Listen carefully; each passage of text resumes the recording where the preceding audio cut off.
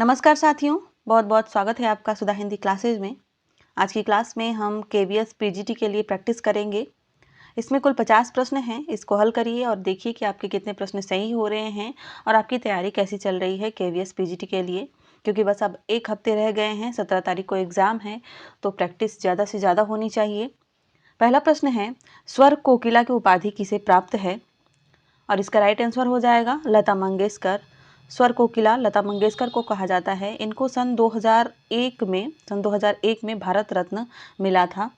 अगला प्रश्न देखते हैं, राजस्थान की रजत बोदे रचना के आधार पर कुई जिस क्षेत्र में बनती है वह किसकी जमीन होती है? आपको बताना है वह किसकी जमीन होती है। राइट आंसर है इसका गांव समाज की सार्वजनिक जमीन। अगला प्रश्न देखते हैं। अगला प्रश्न है, तुम दूसरी आशापूर्णा देवी बन सकती हो पंक्ति किस रचना से उद्धृत है? आपको बताना है कि अब पंक्तियां किस रचना से है। राइट आंसर है इसका आलो अंधारी। आलो अंधारी रचना से यह है। अगला प्रश्न देखते हैं, इन दिनों काव्य संग्रह किसका है? आपको बताना है कि इन दिनों काव्य संग्रह किसका है। राइट आंसर हो जाएगा इसका कुंवर नारायण। यह कुंवर नारायण का काव्य संग्रह है। अगला प्रश्न देखते हैं। अगला प्रश्न है, दिल जल्दी जल्दी ढलता है पंक्ति के रचनाकार कौन है? आपको बताना है कि दिन जल्दी जल्दी ढलता है इस पंक्ति के रचनाकार कौन है। राइट आंसर है इसका हरिवंश राय बच्चन। यह हरिवंश राय बच्चन की पंक्तियां हैं। अगला प्रश्न है, पतंग किसकी कविता है? आपको बताना है पतंग किसकी कविता है। राइट आंसर है इसका आलोक धनवा। आलोक धनवा की यह कविता है। अगला प्रश्न है, कारवां किस लेखक की कविता है? कारवां किस लेखक की कविता है? इसका भी सही उत्तर है आलोक धनवा। यह आलोक धनवा की कविता है। अगला प्रश्न देखते हैं, लोग भूल गए हैं काव्यकृति पर रघुवीर सहाय को कौन सा पुरस्कार मिला था? आपको बताना है लोग भूल गए हैं काव्यकृति पर रघुवीर सहाय को कौन सा पुरस्कार मिला था।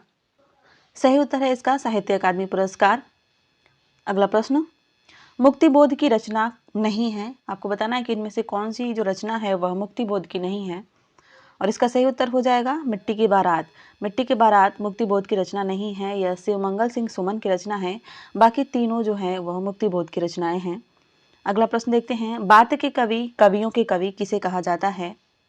आपको बताना है बात के कवि और कवियों के कवि किसे कहा जाता है। राइट आंसर है इसका शमशेर बहादुर सिंह को। अगला प्रश्न देखते हैं, सुनि दस कंदर वचन तब कुंभकर्ण बिलखान जगदम्बा हरि आनी अब सठ चाहत कल्याण।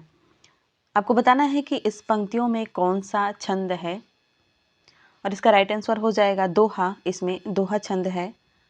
अगला प्रश्न देखते हैं, फिराक गोरखपुरी का जन्म कहाँ हुआ था? मध्य प्रदेश, बिहार, उत्तराखंड या उत्तर प्रदेश?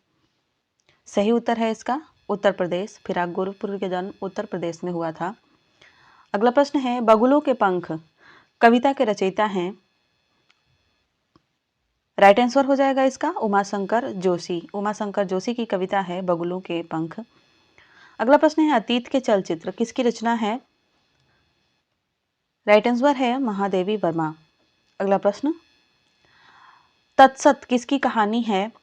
मोहन राकेश, अज्ञे, जैनेन्द्र कुमार या दूधनाथ सिंह? आपको बताना है तत्सत किसकी कहानी है। राइट आंसर हो जाएगा इसका जैनेन्द्र कुमार। यह जैनेन्द्र की कहानी है। अगला प्रश्न, किस संस्मरण में लोक प्रचलित विश्वास और विज्ञान के द्वंद्व का सुंदर चित्रण है? राइट आंसर हो जाएगा इसका काले मेघा पानी दे।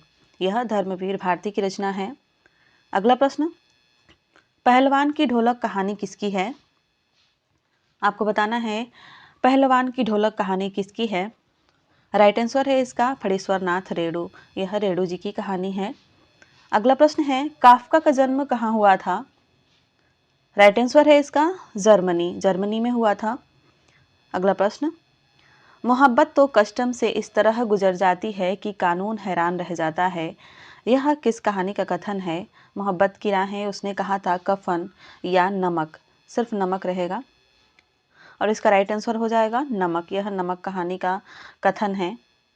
अगला प्रश्न है, मानवतावादी साहित्यकार व समीक्षा के रूप में प्रतिष्ठित साहित्यकार कौन है? इसका राइट आंसर हो जाएगा हजारी प्रसाद द्विवेदी। अगला प्रश्न, एनिहिलेशन ऑफ कास्ट किसका विख्यात भाषण है?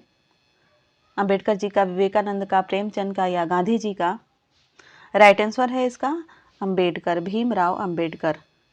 अगला प्रश्न देखते हैं, मधुशाला का प्रकाशन वर्ष किस सन में है? और राइट आंसर है इसका 1935 ईस्वी। अगला प्रश्न, आत्मजयी काव्य कृति का मूल कथा सूत्र कहाँ से लिया गया है और किस प्रसंग पर आधारित है, आपको बताना है। राइट आंसर हो जाएगा इसका कठोपनिषद नचिकेता प्रसंग से। अगला प्रश्न, गहन अनुभूति और तीव्र इंद्रिय बोध का कवि किसे कहा जाता है? और इसका राइट आंसर है मुक्तिबोध। मुक्तिबोध को गहन अनुभूति और तीव्र इंद्रिय बोध का कवि कहा जाता है। अगला प्रश्न है, प्रयोगवाद का प्रवर्तन किसने किया? और इसका राइट आंसर हो जाएगा अज्ञेय। सच्चिदानंद हीरानंद वात्स्यायन अज्ञेय इनका पूरा नाम है। अगला प्रश्न, अणिमा किसकी रचना है? आपको बताना है अणिमा किसकी रचना है। बहुत ही महत्वपूर्ण रचना है, निराला की रचना है, सूर्यकांत त्रिपाठी निराला जी की रचना है। अगला प्रश्न, महादेवी वर्मा को शेक्सपियर पुरस्कार किस काव्य संग्रह के लिए दिया गया था? राइट आंसर हो जाएगा इसका नीरजा। कमेंट में बताइएगा कि किस सन में मिला था। अगला प्रश्न, नदी प्यासी थी एकांकी किस रचनाकार की है? आपको बताना है नदी प्यासी थी एकांकी किस रचनाकार की है। राइट आंसर हो जाएगा इसका धर्मवीर भारती। यह धर्मवीर भारती की रचना है। अगला प्रश्न, सुनंदा जैनेन्द्र की किस कहानी की पात्र है? आपको बताना है कि सुनंदा जो पात्र है जैनेन्द्र की किस कहानी की पात्र है। और राइट आंसर हो जाएगा इसका पत्नी। पत्नी कहानी की पात्र है। बाकी ये सभी कहानियां जो हैं जैनेन्द्र की ही हैं। अगला प्रश्न, मयंक मंजरी नाटक किसका है? आपको बताना है मयंक मंजरी नाटक किसका है। राइट आंसर है इसका किशोरी लाल गोस्वामी। अगला प्रश्न देखते हैं, जो रहीम उत्तम प्रकृति का करी सकत कुसंग, चंदन विष व्यापत नहीं लिपटे रहत भुजंग। उपयुक्त दोहे में कौन सा अलंकार है? आपको बताना है। और राइट आंसर हो जाएगा इसका अर्थांतर न्यास अलंकार। अगला प्रश्न देखते हैं, आवेगों से विपुल विकला सिरपा कृशांगी चिंता दग्धा व्यथित हृदया शुष्क ओष्ठा अधीरा।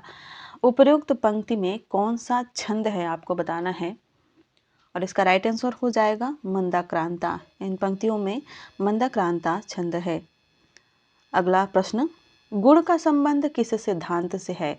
रस ध्वनि अलंकार रीति। राइट आंसर हो जाएगा रीति संप्रदाय से। और इसके प्रवर्तक कौन हैं? वामन हैं। अगला प्रश्न है, पुरुषवाचक सर्वनाम के कितने भेद होते हैं? राइट आंसर है इसका 3। पुरुषवाचक सर्वनाम के 3 भेद होते हैं। अगला प्रश्न, काला घोड़ा दौड़ रहा है, यहाँ काला क्या है? आपको बताना है कि काला घोड़ा दौड़ रहा है, यहाँ क्या है। राइट आंसर हो जाएगा विशेष्य विशेषण। काला घोड़ा दौड़ रहा है में काला क्या है? विशेष विशेषण है। अगला प्रश्न है, महेश खाकर सो गया, प्रश्न वाक्य में खाकर में क्या है? आपको बताना है कौन सी क्रिया लगी है। और राइट आंसर हो जाएगा इसका पूर्वकालिक क्रिया। इसमें पूर्वकालिक क्रिया है। अगला प्रश्न देखते हैं। अगला प्रश्न है, आप वहां मत जाइए, रेखांकित पदों का पद परिचय क्या होगा? आपको बताना है कि रेखांकित पद का इसमें से कौन सा पद परिचय होगा। और राइट आंसर हो जाएगा इसका निषेधवाचक अव्यय। निषेधवाचक है और अव्यय है। अगला प्रश्न देखते हैं, कर्मवाच्य वाला वाक्य पहचानना है हमें। इनमें से किस वाक्य में जो है कर्मवाच्य है। राइट आंसर हो जाएगा इसका उससे आज पढ़ा ही नहीं गया। अगला प्रश्न, निम्न में से किस शब्द में उपसर्ग नहीं लगा है? आपको बताना है निम्न में से किस शब्द में उपसर्ग नहीं लगा है। नपुंसक में लगा है, समालोचना में भी लगा है, दर्शन में नहीं लगा है। राइट आंसर हो जाएगा इसका सी ऑप्शन। अगला प्रश्न, फुर्तीला शब्द में कौन सा प्रत्यय है? आपको बताना है फुर्तीला में कौन सा प्रत्यय है। तो फुर्ती प्लस ईला। राइट आंसर हो जाएगा इसका ए ऑप्शन। अगला प्रश्न, निम्नलिखित में से किस शब्द में तत्पुरुष समास है? आपको बताना है निम्नलिखित में से किस शब्द में तत्पुरुष समास है। राइट आंसर हो जाएगा इसका पराधीन। पराधीन में तत्पुरुष समास होगा। अगला प्रश्न, कटौती और कठौती शब्द युग्म का सही अर्थ किस विकल्प में है? ये बहुत ही इंपॉर्टेंट क्वेश्चन है। आपको बताना है कि कटौती और कठौती शब्द के युग्म का सही अर्थ किस विकल्प में है, और इसका राइट आंसर हो जाएगा सी ऑप्शन। कटौती यानी कुछ अंश कम करना और कठौती यानी काठ का कटोरा। अगला प्रश्न है, आंसू शब्द है किस प्रकार का शब्द है, आपको बताना है। राइट आंसर हो जाएगा इसका तद्भव। आंसू तद्भव है और अश्रु जो है इसका तत्सम होगा। अगला प्रश्न देखते हैं, तेल शब्द कैसा शब्द है। राइट आंसर हो जाएगा इसका तद्भव। तेल शब्द तद्भव है, इसका तत्सम हो जाएगा तैल। अगला प्रश्न देखते हैं, तौलिया मूलतः किस भाषा का शब्द है। आपको बताना है कि तौलिया जो शब्द है वह किस भाषा का शब्द है, और राइट आंसर हो जाएगा इसका पुर्तगाली भाषा का शब्द है। अगला प्रश्न देखते हैं, संकर शब्द है, इसमें से कौन सा जो शब्द है वह संकर शब्द है। राइट आंसर हो जाएगा इसका शीशा घर, यह संकर शब्द है। अगला प्रश्न है कि निम्न में से योग रूढ़ शब्द कौन सा है। आपको बताना है कि निम्न में से योग रूढ़ शब्द कौन सा है, और राइट आंसर हो जाएगा इसका जलज। जलज जो है वह योग रूढ़ शब्द है। अगला प्रश्न देखते हैं, आग शब्द क्या है, इसमें से यौगिक है, रूढ़ है, योग रूढ़ है या तत्सम है, और राइट आंसर हो जाएगा इसका रूढ़। आग जो है रूढ़ शब्द है। रूढ़ शब्द वे हैं जिनके दो सार्थक भेद अलग अलग नहीं किए जाते। अगला प्रश्न है, निम्न में से योग रूढ़ शब्द नहीं है। आपको बताना है इसमें से योग रूढ़ शब्द कौन सा नहीं है।